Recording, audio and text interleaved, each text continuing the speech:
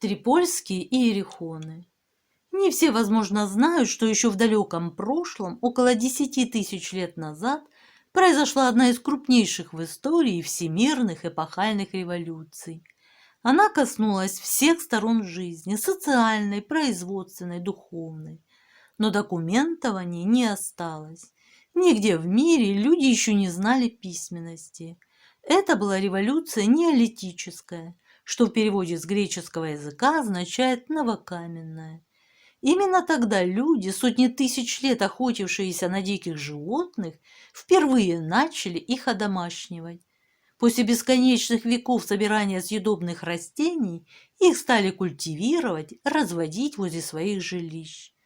О тех временах Редьярд Киплинг написал замечательную сказку про кошку, которая гуляла сама по себе, а потом стала верным другом человеческой семьи.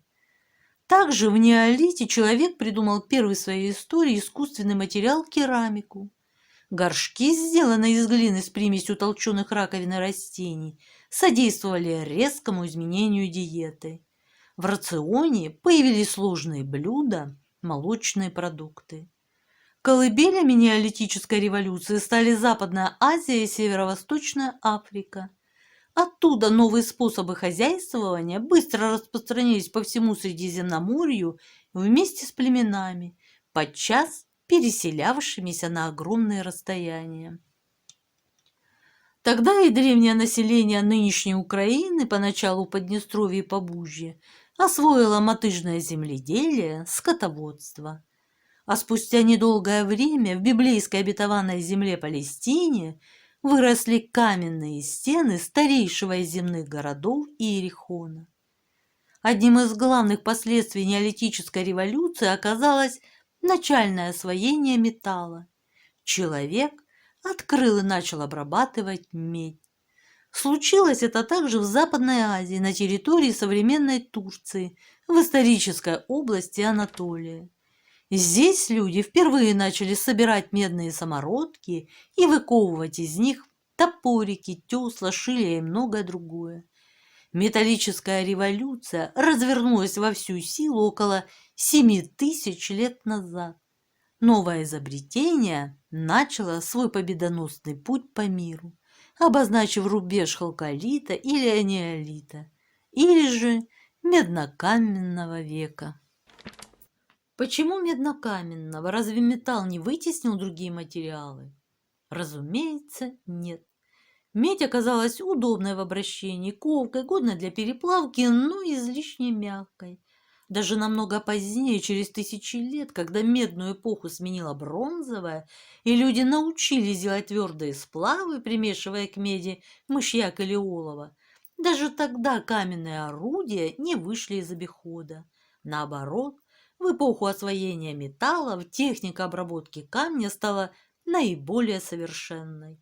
Появились подлинные шедевры, шлифованные с выпуклыми орнаментами топоры, скипетры и булавы неведомых вождей. Да и обычные орудия и инструменты, наконечники стрелы, копий, лезвия серпов и другое, стали изящными, тщательно отделанными. В пору расцвета меднокаменной процивилизации началась эра самых ранних переселений народов. Эти переселения затронули и наши края. Некий загадочный пришлый народ, осев в Поднепровье 5000 лет назад, возвел здесь поразительные иерихоны, города трипольской археологической культуры. Правда, стены их строились не из камня, а из глины и дерева.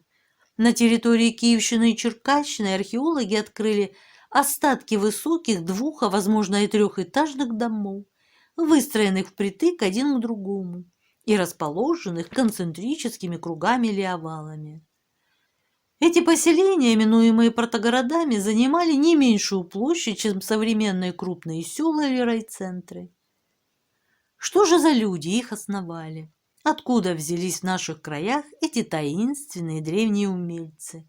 Как и чем они жили? Еще не зная гигантских протогородов, эти вопросы по поводу открытой им новой культуры задавал себе свыше 100 лет тому назад замечательный киевский археолог Викентий Хвойко. К югу от Киева, близ села Триполье, он раскопал остатки сгоревших сооружений, в основе которых лежали мощные глиняные площадки. Там, среди обломков рухнувших стен с отпечатками деревянных конструкций, лежали сотни образцов керамики причудливых форм, сосудов, расписанных затейливыми узорами. Были там и произведения искусства, например, статуэтки женщин с могучими бедрами, восседавших на крохотных креслах. Были каменные, костяные, изредка медные орудия труда и оружие. Первооткрыватель решил, что найденные им площадки погребальные. И вправду среди находок попадались человеческие кости. Но новые поколения ученых доказали, глиняные полы принадлежали большим домам, в которых изредка совершались захоронения. Возможно, под полом хранили останки священных жертв. Образ трипольской культуры, ее багряный глиняный колорит, ее затейливые спиральные орнаменты – все это уникально, как любое самостоятельное археологическое явление. Но вместе с тем Триполье имеет немалое сходство с современными ему культурами других стран. Ведь в эпоху энеолита на громадных просторах Западной Азии и Южной Европы, от Анатолии до Балкан и Карпат, обитали люди, делавшие пусть не совсем такую же, но похожую расписную керамику. Эти племена тоже ваяли статуэтки людей и зверей, подобные трипольским. Разукрашенная керамическая посуда встречается даже в неолитических слоях Китая, определяя облик так называемой культуры Янепао. Правда, там эту посуду лепили древние монголоиды. Появлению великанов в Протогороду предшествовал так называемый период раннего Триполья, начавшийся около 4000 года до нашей эры. Как же выросли эти мегаполисы? Образ жизни людей тогда был отмечен целым рядом новшеств, поистине революционных прорывов. От бродяжничества и собирательства люди переходили к длительной оседлости. Они впервые основывали долговременные поселения, строили крепкие жилища, начинали использовать энергию домашних животных. В быту появились первые повозки, еще массивные и неуклюжие, но уже снабженные величайшим человеческим изобретением колесами.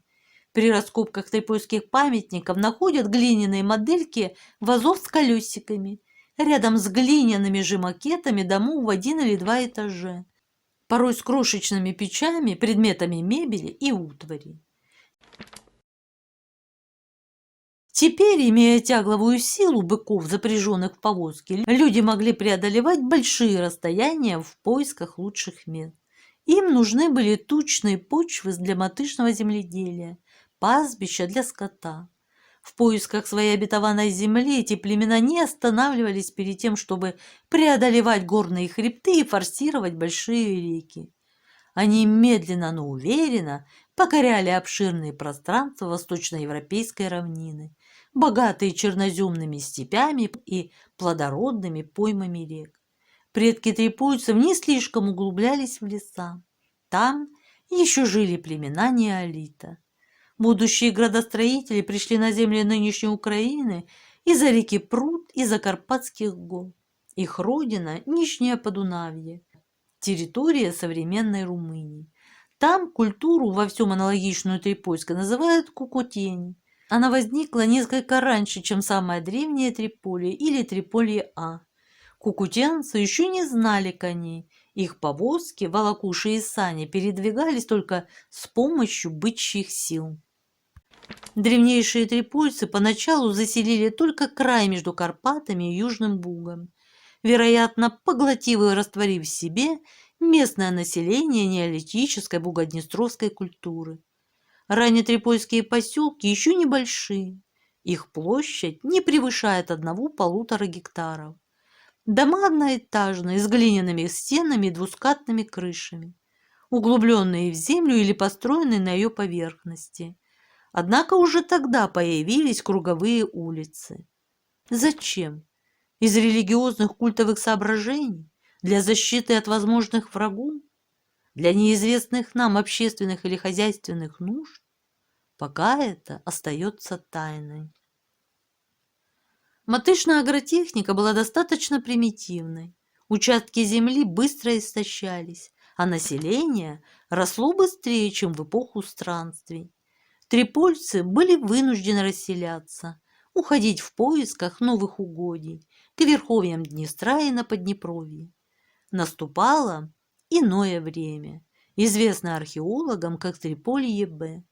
В условиях растущего многолюдия наряду с малыми поселками стали возникать и более крупные, от 4 до 10 гектаров. Дома строились все еще одноэтажные, но уже более просторные, многокомнатные для больших семей. Круглая планировка селений стала общепринятой. Очевидно, в пору переселений трипольцам начали угрожать враги, и некоторые новые города были окружены валами и рвами.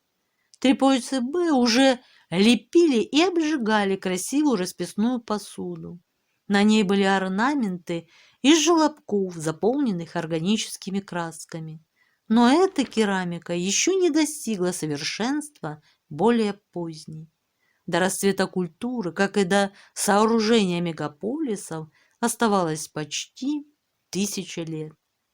Возможно, трипольцы знали не только каменные серпы и мотыги, но и примитивную саху. У трипольцев Б находим и саху, и мастерские гончаров со специальными двухъярусными горнами для обжига посуды. Вероятно, они уже обрабатывали медь способом холодной или горячей ковки.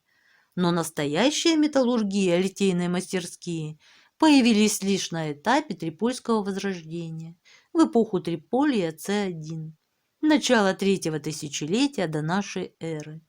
Например, у села Карбуны в Молдавии был найден великолепный клад той поры, в котором насчитывалось 444 медных предмета. Высокое Триполье использовало уже и сплавы меди с серебром. Очевидно, вся жизнь трипольцев проходила в строгих и сложных ритуалах. Каждый дом был храмом, где стояли алтари со статуэтками крутобедрых богинь, предшественниц Великой Матери античного мира. Надо полагать, что и маленькие глиняные животные служили не детскими игрушками, а идолами. Особенно много лепили изображений быков и коров. Быки есть и на рисунках, украшающих сосуды, рядом с символами земли и небесных светил. Сильное, выносливое животное, решительно изменившее быт трипольцев, поразило их воображение и оттого попало в боги. Вспоминаются еще и египетский священный бык Апис и Минотавр на Карите. Земля питала и тела трипольцев, и их полудетскую фантазию. Любой самый сложный орнамент на их сосудах сводится к символам культа плодородия, прямым и косым черточкам падающего дождя, хороводу солнц и лун, календарю пахаря и жнеца, к расчерченной сетке бород, к извивам священных змей, которые, как и в иных ранних цивилизациях, вплоть до китайской, воплощали животворную стихию воды. Сама форма горшков достаточно многозначна. Их плавно расширяющаяся округлость вполне подобна животу и бедрам дородных трипольских богинь.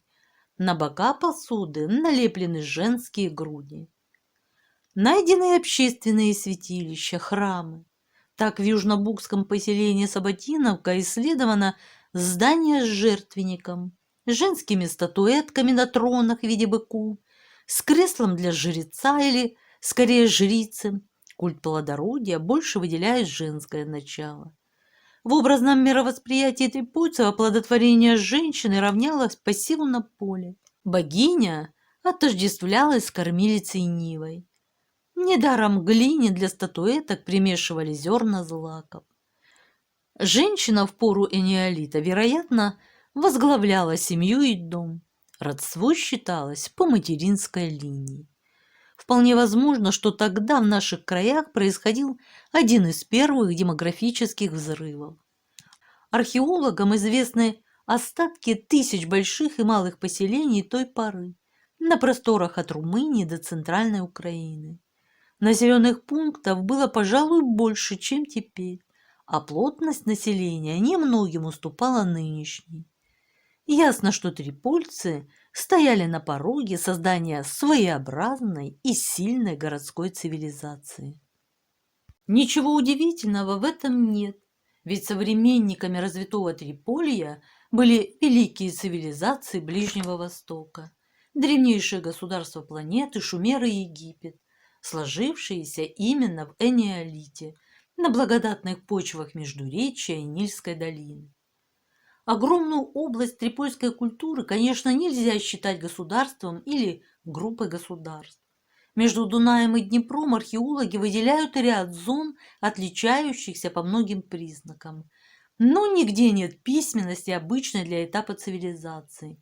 Нет столь же присущего государствам патриархата, культа мужчины, бога и царя. Ранее державы Востока были военизированными. Трипольское же общество выглядит довольно мирным. И религия его, судя по всему, была миролюбивой, с культом женственности, природы и красоты. Одной из главных загадок городского Триполья является отсутствие кладбищ. Известны только отдельные погребения под полами жилых домов или в ямах на территории поселков, вероятно, необычного ритуального характера. Они не дают той статистики смертей, которая всегда присуща любым населенным пунктам. Однажды при раскопках был обнаружен громадный сосуд для сожжения тел умерших. Не от него ли тянется ниточка к раскрытию загадки? Возможно, трипольцы сжигали своих покойников, но пепел не закапывали, а рассеивали по земле. Огонь, безусловно, был для них священен. Почитание огня хорошо видно и в узорах на керамике, и, главное, в судьбе протогородов. По заключению специалистов, все мегаполисы выгорали, но не во время вражеских нашествий и не от досадных случайностей, а намеренно. Уходя, обитатели сами сжигали свой дом со всем скарбом. А уходили трипольцы достаточно регулярно. Приблизительно каждые 50 лет они покидали селение, оставив в домах некоторую часть утвари, возможно, в качестве жертвы богам или духам. Принося в жертву сжигаемый город, они одновременно пеплом удобряли землю, пытались возместить Великой Матери ущерб, нанесенный за полсотни лет костяными копалками. А потом откачевывали подальше, на свежие пахотные грунты и пастбища, и там возводили новый протогород. Почему? Трипольское общество поедало само себя, истощая пахотные земли и луга для пастбищ. За Днепр они по каким-то причинам не выдвинулись, возможно, из-за сильных врагов. В конце концов, природная среда вокруг мегаполиса была безнадежно разрушена. И великолепный этап Триполья С1 высокого возрождения, эра протогородов, бесславно закончились, перейдя в период медленного угасания в печальную эпоху Триполья С2. Поздние трипольцы, обитавшие около 2500 года до нашей эры, в чем-то возродили традиции своих далеких предков, живших за 15 веков до них. Они снова строят небольшие поселки с тесными углубленными жилищами, а при селениях появляются обычные кладбища. Иногда умерших хоронили в могилах, а иногда сжигали и сохраняли прах в урнах. Правда, надо отдать справедливость этим скромным потомкам великих предков. Они уже учились выплавлять бронзу. Заканчивался халколит и неолит, неотвратимо наступала эпоха бронзы. И все же блеск и слава былого исчезли окончательно. Теперь у трипольцев появились сильные, недоброжелательные соседи. Из Азии в южные степи Причерноморья пришли кочевники, оставившие археологам свои погребения в ямах под курганами. Их называют представителями ямной культуры. Воинственные пастухи вытеснили мирных земледельцев. Трипольцам оставалось только уйти в небытие, почти 5000-летнее, пока не вонзились в грунт лопаты экспедиции Хвойки. К какому же этносу относились?